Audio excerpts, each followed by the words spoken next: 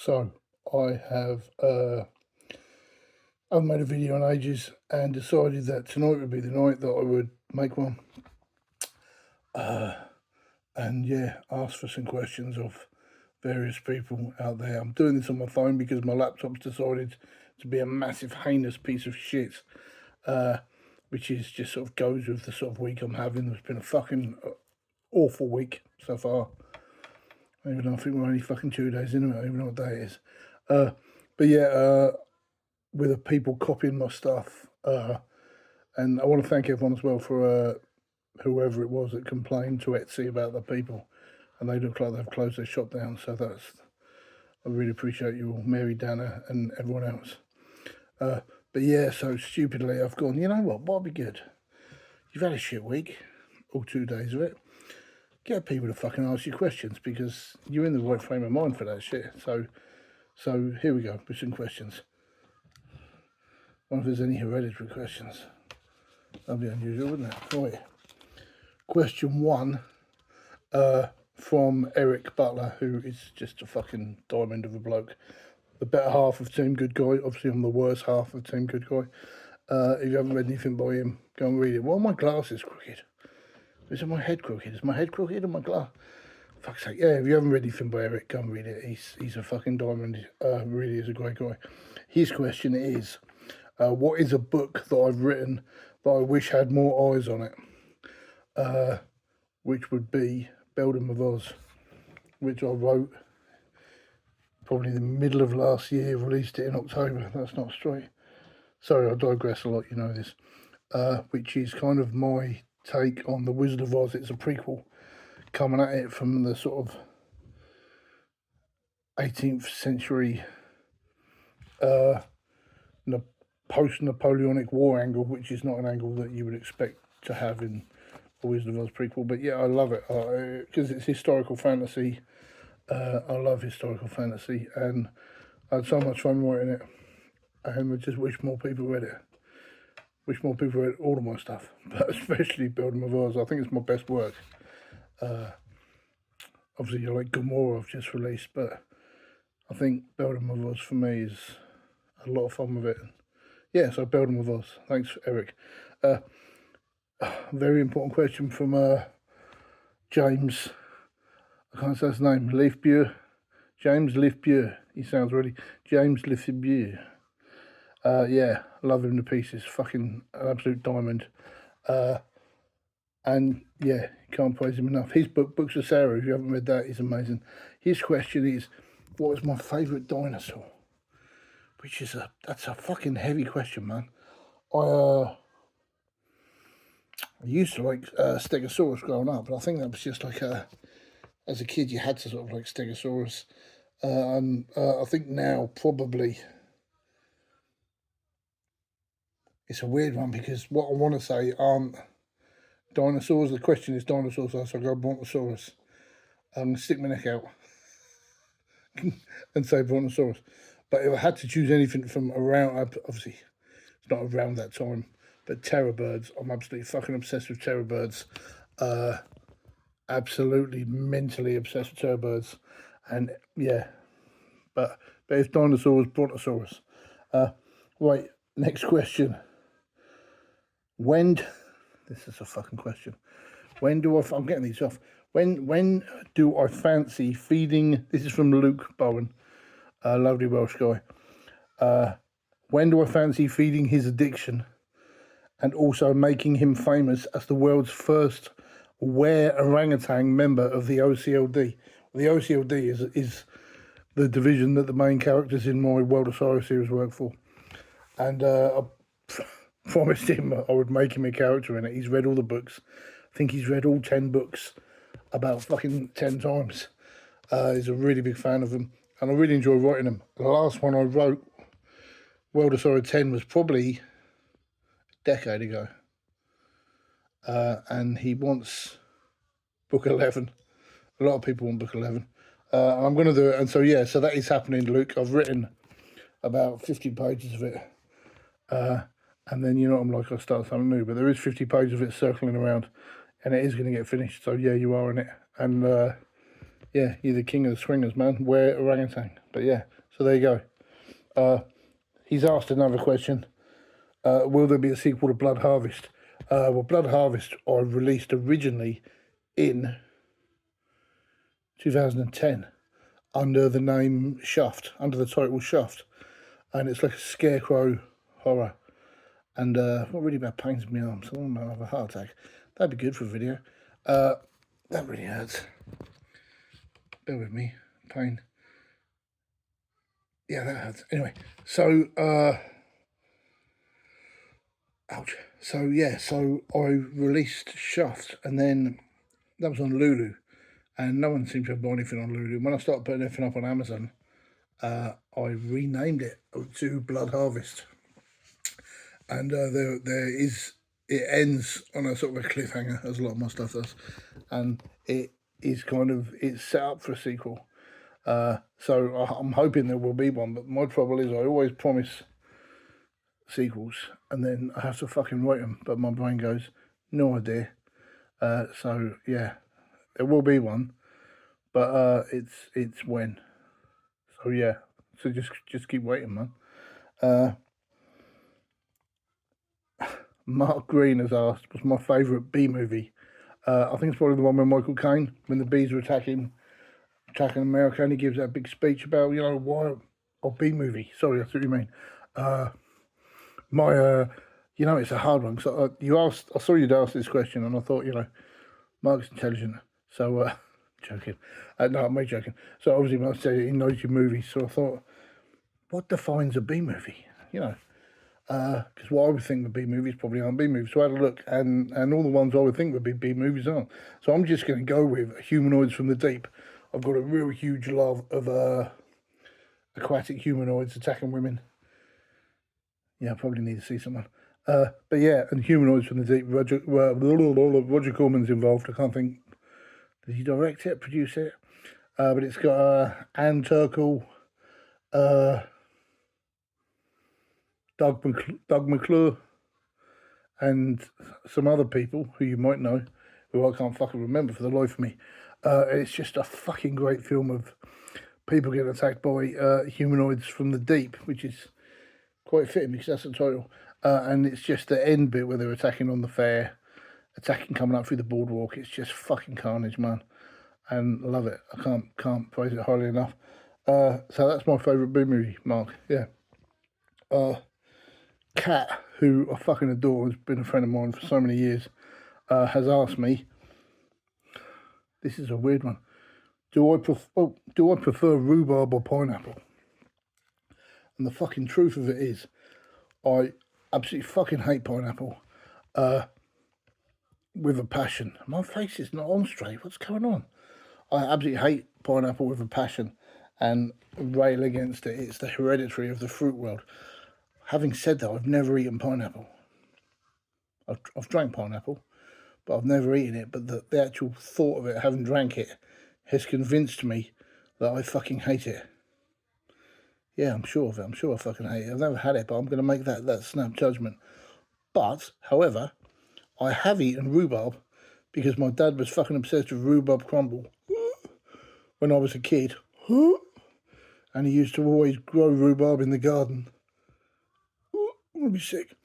And he used to go, yeah, let's have some rhubarb crumble. You'll like this. I fucking won't, Dad. At all. Ever. So it's a toss-up between rhubarb crumble that I've fucking eaten and fucking hate. Rhubarb is just fucking... it's the devil's fruit. Is it a fruit? What is it? What is rhubarb apart from disgusting? Yeah, so it's between rhubarb that I've eaten and fucking despise, or pineapple that I've never eaten but I'm pretty sure I fucking despise. So I'm going to say, out of the two of them, I probably prefer rhubarb that I have eaten and fucking hate, as opposed to, pineapple just doesn't, what's it about? It's like, no. Oh, yeah, fucking no. Next question is from Kaz Bucktrout. Someone else I love everybody. Except you. You're a cunt. But, no, I love everyone. Kaz Bucktrout. Would I want to be in a Hereditary remake? yes, I would want to be in a Hereditary remake because it could only make it fucking better. And also, I would want to play Tony Collette's character with a wig and the clothes, but I want to keep the beard just to add to the farcity. Is that a word, farcity? Farcity, the farce that is Hereditary. There you go. These glasses get on my fucking nerves. Diana Ritchie, do I have any plans for Lonesome Oaks 2? Because obviously Lonesome Oaks is Lonesome Oaks 1. Yeah, again, it's the dreaded sequel thing that I promise people. But unlike a lot of them where I go, hang in there will be one eventually. There will be a Lonesome Oaks 2. It has to be. Because it needs ending. And lots of people have liked it. That's probably after Build 'Em of Oz, that's probably one of my favourite works. Lonesome Oaks. I really enjoyed writing that. Yeah, really cheered me up. It's not, I don't know where it fits, Lonesome Oaks, because it's not outright horror and it's not young adult horror. Is that thing? YA horror? I don't know. I don't know where it fits. But I enjoyed writing it and I want to write the sequel. And I'm writing the sequel. These fucking glasses, man. Someone send me some glasses that fit me. Because, the weird thing is, we went down to Mark Green's house last year. And everyone always makes a joke of how much me and him always look alike and we look like clones. I'd left my glasses in the hotel room. So he jokingly said, "Here, I'll put mine on." And I could fucking see. We're like the same fucking prescription eyes. What's that about? We're like, what are you looking at? Sorry, it's my eldest. Stuck his giant head around the corner. I thought Shrek had broken. Fucking hell. Yeah, so send me some glasses. I'm going to send me glasses that fit. Mark, send me some glasses. Next question. Kimberly Goldie, who's she put an amazing event on this year, Hayward HorrorCon. It's on again next year. If you get a chance to go to it, shameless plug, I'll be there, and I'm awesome. I'm not, but I'll be there. But if you get a chance to go to it next year, it's really good event. For a first event, the last one was fucking amazing. And apart from the authors panel, there was some guy there who just would not stop talking. Handsome bloke, but he just wouldn't shut up. But that's a great comment. But her question is, if I was a crisp flavour, fuck, I love crisps. I want crisps. Everyone else there, they're trying to kick fucking alcohol and drugs, and I'm trying to give up the fucking crisps. What's that about? What does that say about me? Yeah, if I was a crisp flavour, what would I be? I would be triple fried egg and chili sauce and chutney flavoured crisps. Because I kind of want people to kind of enjoy me, but at the same time be a little bit concerned about how much of me they've already had. So that's is that an answer? I suppose that's an answer. Then my top dude Lolly has asked, which of your characters do you relate to the most? Which would be, I'm getting these off. Fuck it. God, my eyes. Pistols in the Snow. The character that I relate to most in all of my novels, I say David at Gomorrah and upset everybody. Everyone will be like, what the fuck? Tumbleweeds and shit. But no, the character I relate to most out of all my novels is probably in my upcoming novel, Wetland Society, which I've been writing for 3 fucking years and have finally whittled it down to just 10 chapters left, which is due out later this year, I think November, through Shadow House Press. The guy in that, Henry Tudor, it's a psychic, sees ghosts. He's a medium, I'm clearly a fucking 5XL. But no, he's kind of very, it's not even loosely based on me. Henry Tudor's just based on me and things I've seen and see, and mock me if you will, but I see things and it's not good. I don't enjoy it. So now I sound mad, but yeah. So Henry Tudor's based a lot on me and a lot of my life. A lot of Henry Tudor's past in the book is stuff that's happened to me and stuff. So yeah, so I'm really nervous about releasing it because everyone already thinks I'm a fucking crank. And this would just make things worse. But I think there's one more question. And the last question is from, I've answered that. Dinosaurs, orangutan, B-movie. The last question is from, Ash Ericmore, King of Margate. He is asked, what's up with Hereditary?